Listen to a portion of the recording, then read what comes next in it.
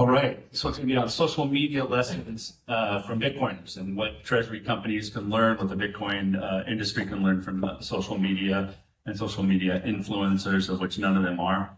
No, they mostly are.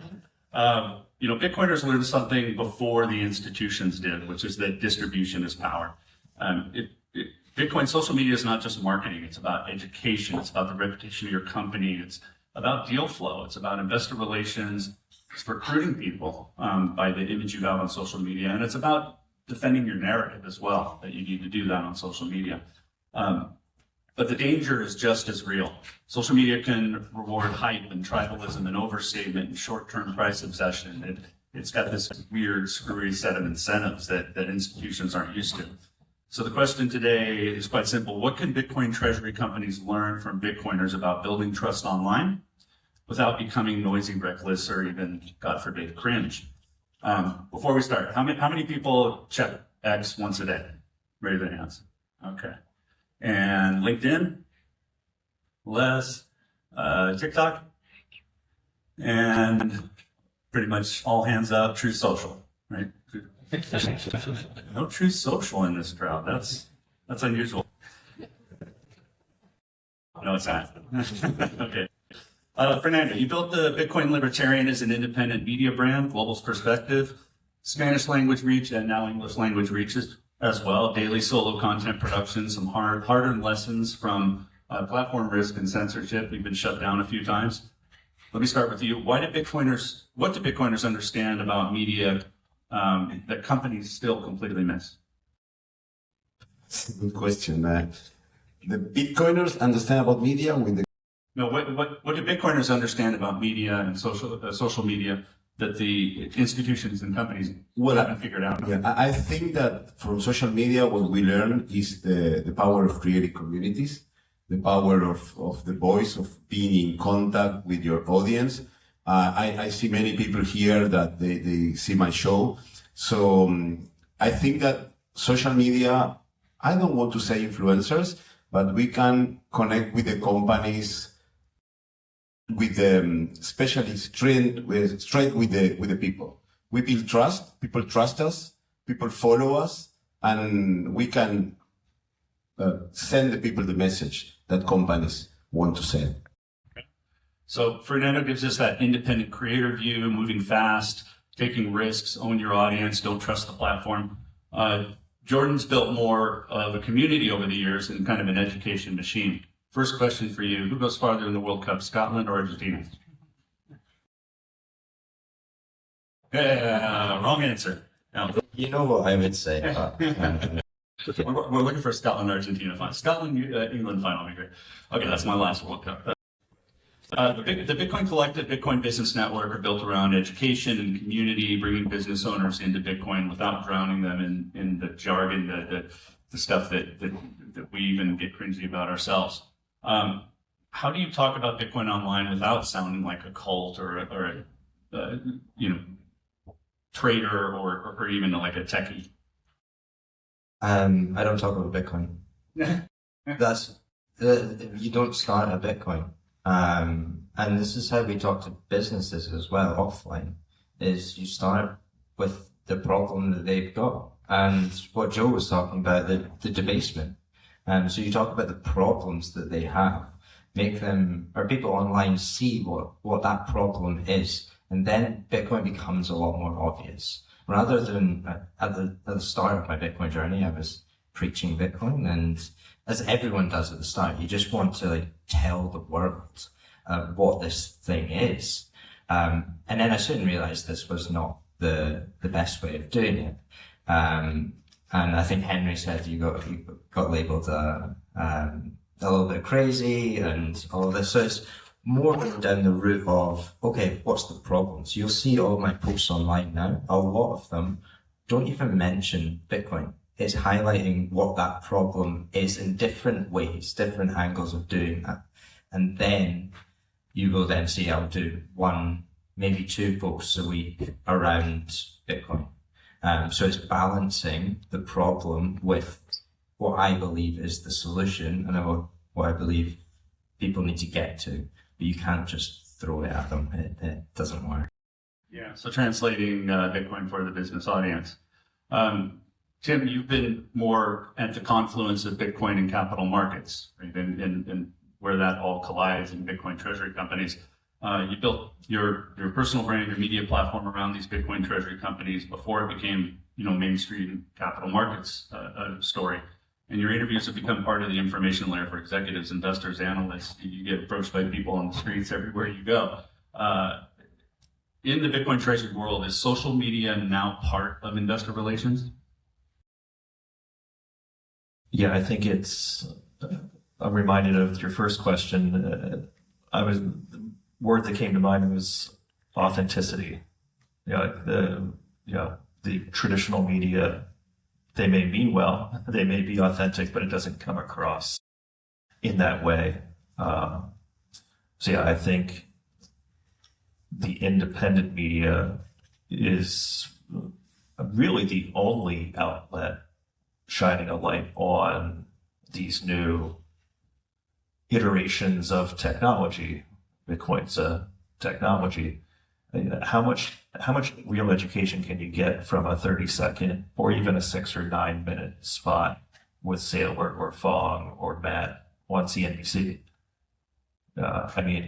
Lots of props to Pompliano, but he had to learn how to talk really fast and not get pissed off when people interrupt him. That's not a real interview. So I think it's just very naturally come out from the independent media because there's a real need and there's a real want. Why wouldn't you want a real conversation? When you have the CEO of Coinbase, I don't know if he actually, it's a little staged, but the more authentic without being, to your point, hyperbolic or, I'm a YouTuber, click on this now sort of thing, I think really goes a long way. And just be yourself. And people would ask me, were you nervous when you first started interviewing people? It's well, maybe I took a walk around the block the first time or two, but really it was I know what I look like, I know what I sound like, let's do this. And I was also curious. So the first time I walked into Anthony's office and I said, this has a lot of views, what's going on? He's great content, great person that you're interviewing at the right time. He's that's how I started. I said, the crazy thing is, Anthony, most of these questions that I'm asking, I don't know the answers to. And he's yeah, that's how I started. Yeah, it's that authenticity. For each of you, Bitcoiners are unusually good at memes, repetition, narrative warfare. What is one lesson Bitcoin treasury companies should steal from Bitcoin, Twitter, or X? And what's the one habit that they should absolutely not steal? Jordan? So I think I would go down that authenticity route of it's so important for treasury companies to be out there and you'll see a lot of CEOs here today, being there, being online and being themselves, rather than, because people can tell straight away if you're being fake and you're not being real, not being relatable. I think that's a real thing, that people want connections with people. And that's something that we do a lot at the Bitcoin Collective, is that the whole team is on social media because people connect with people. So I would say the whole team should be out there in the community for these treasury companies. And the thing that they shouldn't take from Bitcoin, Twitter, it's a tricky one. I would just say the toxicity of it all, because it can, in Bitcoin, I would say less so now, but it can be toxic. But I realize why it can be, because it's such an important thing and you want to get that message across.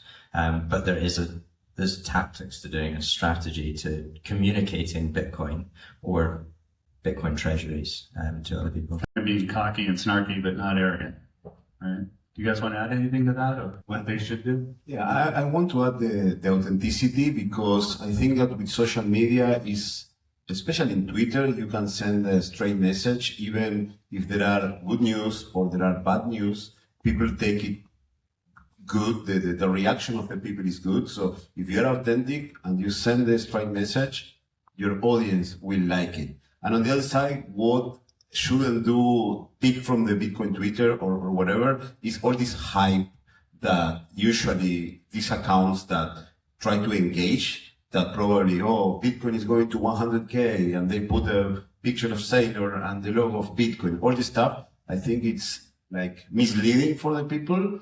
Another thing is educate, be straight and be simple words for the people. And I agree with them when they say we need to address the problem. We don't have to speak about Bitcoin. We need to speak about the problem and how Bitcoin is the solution of that problem. So would you say it's okay to tweet something like, I'm dedicating my life to Bitcoin, I'm all in? That's amazing. I do. I will start doing the same in Spanish. So every day. Sorry. Espanol. I'm going to start posting it in Spanish. Of course. I think that's the next level. I'll throw something in. EQ versus IQ. Emotional quotient over intelligence quotient. Probably, I don't know. I say things over here, they're like, I've never heard of Pandora Radio. So I'm not going to assume that anyone knows anything that might differ in different parts of the world. But there's a saying, people don't care how much you know until they know how much you care. But after they know how much you care, you better know something. And I think there's several people in the community that, you know, some people really are, and of course it probably took years in practice, but when you see them up on stage now, it's incredible. You have people like Michael Saylor and people like Joe Bryan and people like Stafford Massey that are very good at storytelling. And I know some panelists were talking about storytelling earlier. I think that's really the most effective way to get the education out there, and something that, you know, everyone kind of, it takes a certain balance to get the information across, but in a way that you're not turning people off, or as, and maybe this is in private, but as Ben Workman says, maybe as I said in public, is like, be somebody that people can root for. If you can do that in a genuine, authentic way, I think that's a real value to the community. Yeah, you can really tell which companies that maybe the CEO or somebody very close to the CEO is actually doing the post, and the ones where it's coming out of Hootsuite or something, you know, some kind of engine, and the ones that are coming out of the engine, you're just like, yeah, that's not authentic, right? Along that same topic, and you may not have the answer to this one, I sure don't have the answer to this. You know, Bitcoiners often say study Bitcoin, but the platforms reward the opposite, you know, outrage and hot takes and people making certain statements, et cetera. How do you build an audience without becoming addicted to the incentive? Nobody? There are accounts that have, you know, whatever, I'll make up a number, 10 times the amount of followers that I have, but maybe they have a different goal in mind. So my goal is just to be like committed to Bitcoin, I'm all in, but committed and consistent. And I think reaching the right people, and we really niched down, but there's ways to pivot. I mean, you know, don't want to talk about Pomp the whole time, but he was Bitcoin and now he's more macro. So there's ways to naturally kind of evolve over time. And, you know, if it's your deal, you can do whatever you want. Being an independent person really goes, on the media side, goes right along with Bitcoin. I would say that it's to my point before as well around the problem. Like, so I started posting regularly only probably about 2 months ago. Like, I properly thought about it and put a strategy in place. And posting around the problem, and you don't put the word Bitcoin in there, the algorithm loves it. Like, unfortunately, the word Bitcoin, when you talk about Bitcoin, it just doesn't get the same reach. So that's why I, like, strategically will talk about the problem and gain loads of new followers, interest, impressions on X and LinkedIn are usually my main ones. And then, like, I'll drop in a little bit about Bitcoin. And this is how I guess I kind of play the algorithm, is I will talk around the problem, attract those people, like, okay, yeah, I understand that problem. And then I'll drop a little bit of Bitcoin in there. You get a lot of hate for it, with people that are just very anti-Bitcoin. But in my view, that's a good thing. Yeah, and also I think that you need to understand the audience you are talking to, because as you were speaking, the people from Africa is not the same that the first world countries. So in my case, when I speak in Spanish, I try to address what they need, what problem they are having. In the Spanish Bitcoin community, all of the people talk about self-custody, sovereignty, privacy. When they don't understand that people are suffering for inflation, they will not have pensions. So I try to address this problem with Bitcoin as a lifesaver for the future, and that's how I connect with the people. Okay. I have one final question, but before we do that, it's at Tim Kotzman, at the Bitcoin Libertarian. The Bitcoin _. The Bitcoin _, no Yes. Libertarian. No. Just the Bitcoin double. THE Bitcoin _. And yours is? At JAYW132. Just like a term block, you'll find it. Mine's easily, but let's end with the question here. So we only have 10 seconds each, or however long you want to take. You get approached by either, a small company that says they're going to do a Bitcoin strategy, or you get approached by Coca-Cola or whatever, and they say, hey, you're going to be our social media consultant here. What's the one thing you're going to say during that interview to lock that job in, to tell them this is what you have to do if you want to have a successful social media strategy as a Bitcoin treasury company? Probably be authentic, but yeah. Yeah, I think you need, I would say you need to constantly be out there messaging. I mean, I think there's a lot that goes into trading volume and liquidity, and I'm going to have some of those maybe spicy questions from Matt Cole this afternoon. But if you're not going to look at what Michael has done for 5-6 years now, like one podcast a day, it's just that consistently having the message out there, it's a full-time job. If you don't have someone on your team that's going to own that, then I probably don't even want to talk to you anyways.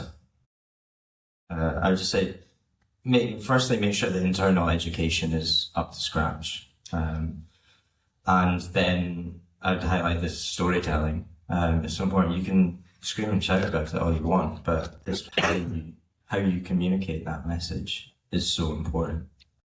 Adding to what they said, understand the concept of proof of work, showing every day, speak every day, deliver the message, even though some days a lot of people is not watching to you, but deliver the message every day, and understand proof of work, and understand that Bitcoin will win.